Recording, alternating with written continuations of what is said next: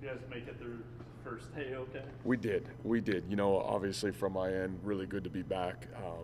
You know, for our kids, it's been 9 weeks of an off season, which I thought there's been a lot of growth since we've been able to get back. Again, we're such a young team in a lot of ways, and you know, I think you see the bodies change of a lot of guys, which is certainly positive. And to be able to get out on the practice field, we need these 15 practices to, I think, continue the growth that you saw at times even through the bowl game. So really good day today, day one, but obviously a lot of work for us to do. Matt, what do you do with all the running backs? How do you get those guys on the field? Because they probably have to be there. Well, we got to get them all healthy. You know, I mean, Kanae's still, you know, close to being, you know, back and ready to rock and roll. Obviously, Johnny the same thing. But, you know, I think it's a great problem to have. And in the reality, there's a lot of competition in that room. And, you know, I think that's the neat thing about us offensively is you just continue to evolve and you continue to, you know, my theory on it, players, formations, plays, and, you know, how do you find ways to get those guys involved in what you do. I think the neat thing for us is that we feel really confident that we got 4 or 5 guys there that we feel can really do some really special things. 3 of them, at least 4 of them, have videotape evidence to show that they can do it in game situations. Do you add pages to your playbook?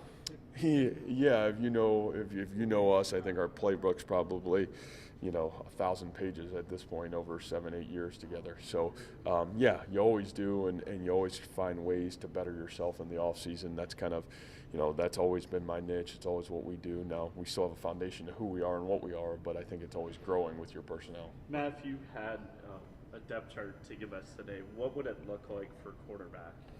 Well, you know, obviously it's going to be Kyle, you know, as the number 1 guy, and Zeb at 2, and you know, I think it'll be a dogfight from there. But the reality is, you know, and those 2 guys know it. The great thing is Zeb Nolan's played a lot of football for us and he's played good football. And you know, I think that we said this from the day we got here. My goal in football, and for really good programs, they've got great rosters and there's great competition. And so it may look like that today, but the reality of it is there's always competition. And Kyle would tell you that, Zeb would tell you that, and so would the rest of those guys on the roster right now. So, you know, everything's fluid, everything's changing, but, you know, certainly Kyle's earned the right to be the number 1 guy right now. Where does Kyle have to take the biggest step from what he showed you guys last year? I mean, what's his biggest growth area? Well, I mean, you know, now he goes into spring practice, he gets 15 practices as the guy, and I think that's really big. You know, what you saw last year was kind of a great foundation to what he could do, but I think growing in the offense, taking ownership in the offense, the great quarterbacks that I've been around is, you know, you're not looking over the sideline for plays. The quarterbacks are the guys that take the game into their hand, and they can be almost the offensive coordinator on the field in a lot of ways. So, you know, I think that's a really great growth for our quarterback room in general, you know, no matter who that is or what that looks like. But I think even especially for a guy like Kyle that's gotten so many game reps now, how do you apply it and how do you use it to be kind of that field general and that guy that kind of takes complete ownership of the offense? What can David do to improve? Oh, I think there's a lot of things David could do to improve. Other than not fumble. Yeah. So they say, right?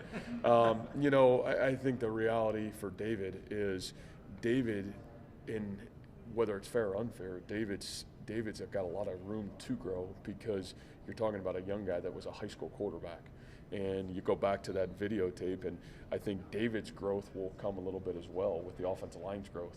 You know, the greatest challenge to this football team is, can this offensive line grow?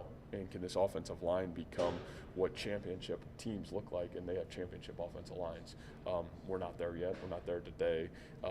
But there's a lot of room to work, and I think that it'll allow our running backs to grow. You know, David, a lot of it is improvised. You know, David, phenomenal athleticism and his ability to do things in space, but that natural running back skill set and talent, you know, I don't know if we've got to see that yet, to be honest with you, because, you know, there's been a lot of improvising because of, you know, either scheme or because, you know, the lack of it's not right to say lack of development, but that offensive line just being young and not mature. And, you know, it's nice to have 4 or 5 guys back that have played on the offensive line, so you really hope that maturation process really starts to occur for this program. You've shown that you from the played a safeties couple this year. Obviously, losing 3 starters, a lot of young guys back there. What are you kind of looking from them for this spring? Well, you know, I think really just settling in, and you know, great for Lawrence White. Got some really meaningful game reps through the season. Braxton Lewis got some great game reps. you obviously throw in Greg Eisworth, Keontae Jones, guys that have played game reps, maybe not all here, but have gotten meaningful reps. And so there's a lot of competition there. And then you throw in DeMonte Ruth and some of those other guys who, can move around and play different positions. There's maybe as good a competition as well as with the D-line right now for meaningful game reps is in that secondary. Who's gonna play what position? Where do those guys sort themselves out?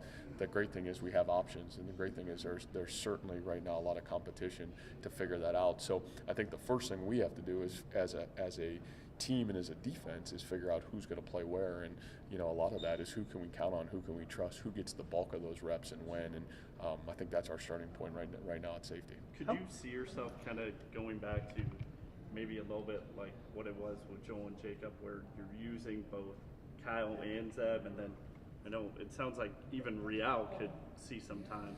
Yeah, I mean, I think anything's possible. I think that was a little maybe different situation with Joel and Jacob just because their skill sets were so drastically different.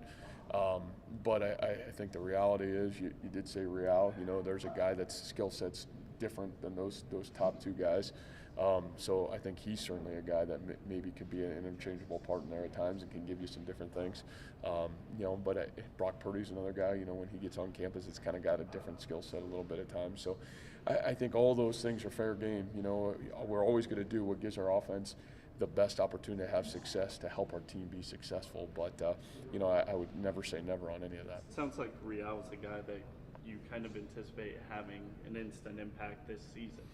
Well, I think until we get through the spring, it's really hard to give a fair evaluation of that. The one thing Real has is elite athleticism. He's got elite speed. He's a guy that is a game changer in a lot of ways. But, until we get through spring practice and see how much he can handle, what he can really do, play, with 20, 21, 22-year-olds, what's that look like? How's it feel? And so I think that's certainly a possibility because of his athleticism gives him certainly a shot to do something like that. Who's being held out? Well, that we've heard of? Yeah, really the only guy, Carson Epps had surgery, obviously after the Kansas State game.